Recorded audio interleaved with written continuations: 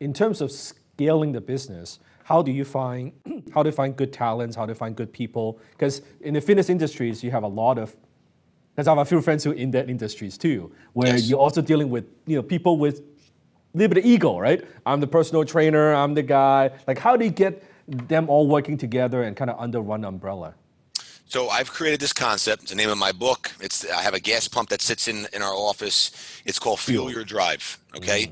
Fuel is the four components, four pillars of success: fun, unity, earnings, and leadership. And I believe you cannot run a business without those four components. And then we have drive, which are our core values. And some people have laughed at me in the past when I told everyone that you need to have values in an organization. And that's totally wrong, because if you don't have values in an organization, you're never going anywhere.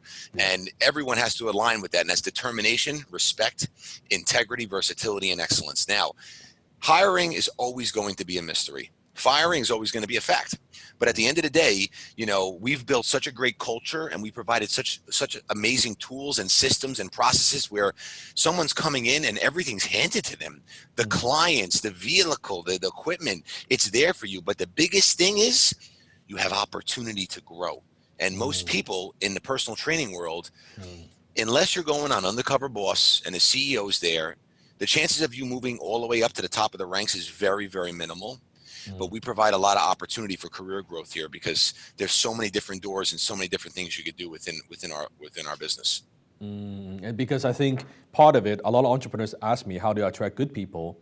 Not just having that vision, but I think having a vision that's so large that people want to be part of, right? If they say, oh, I want to build a little business, it's like a lifestyle business, you're not going to attract anybody. No, and that's another thing, Dan, which is very true, is, first of all, if you don't have energy, if you're not excited, and I always say you have to be a good actor or a good actress, because no matter what problem you're having, if your team doesn't have confidence in you, if you don't get people fired up, if you don't get them excited, you're never going anywhere. And something that I do every year that people always say, Josh, why do you spend time on this? And I'll send you some of these videos. I create a little rap song every year that I actually write. One of my friends who is connected with like P. Diddy and Bad Boy Records, he actually sings it and puts it together. And I tie it in with our annual conference, which is called our Recharge. And I tell you, it is the most amazing hiring tool ever, because it gets people excited. How much work goes into that? Oh my God, it's a lot of work and a lot of effort, but it's worth it, because it's about obviously getting people fired up. And that's very, very important, because if you're painting a vision, you better get people excited to be on board, because if not, it's never going to work. And from your experience, and you've interviewed a lot of entrepreneurs as well, let's say for someone listening to this podcast, they're where you were when you were just getting started, right? How do you go from that zero to, let's say, the $1 million, and then how do you go from $1 million to that $10 million and $10 million and beyond? Like different stages, what would be your advice, and what do they need to focus on, and what do they need to do? They need to, number one, be very consistent. They have to be very disciplined. It's impossible to be motivated every single day. You have to have discipline. Okay. Now, it took me around 6.5, 7 years to even do $1 million. But then from $1 million to 10 million happened a lot quicker. But you have to continue to change. If you don't pivot and change, you will die. You cannot remain the same. But you have to seek out other people who've done it, and you have to be a sponge. You have to be open to constructive criticism. Look, I've been mentored by the best in the game. From Fred DeLuca, the founder of Subway, may he rest in peace. Fred is the greatest guy ever. He mentored me. Crazy story how I met him. So there was this big seminar that I went to that I knew he was speaking at.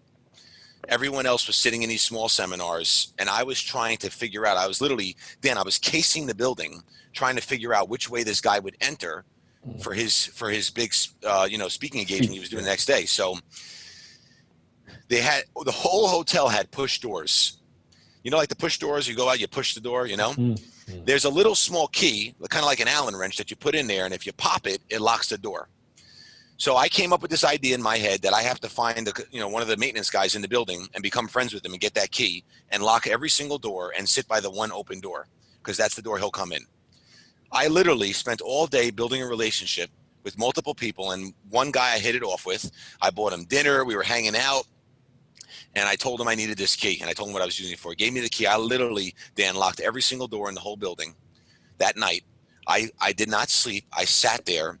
I waited for about almost 8 hours. He walked in that door, and there I was sitting there, and I told him what I did. And he said, the first thing he said to me, he said, wow, your energy is something else. And all I'm going to tell you is what you just did, you're very special.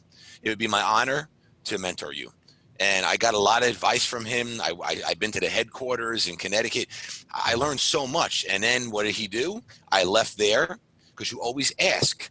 Like at the end of this podcast, Dan might say, hey, Josh, you have someone else who I could probably interview on my show. And I'm going to say, of course, Dan. I'm going to send out a couple emails to some really great people, just like I would do the same. I asked him. He passed me off to someone else. They passed me off to someone else. Next thing you know, I've had probably 50, 60 years of franchise experience from the best of the best under my belt. And that's allowed me to scale and grow. But I also, I've been in like 7, 8 states in 1 week. I've done crazy things, but these things are very uncomfortable. That's why I'm talking about doing things that other people won't do, so you can have things other people won't have. What's 1 or 2 big lessons you've learned from Fred? I'd say the first one is prepare to be disappointed. He used to always tell me, prepare to be disappointed. You will be disappointed many times. And number 2, he said, always trust your gut. That was one thing he always told me. He said, always trust your gut, because 90% of the time you're going to be right.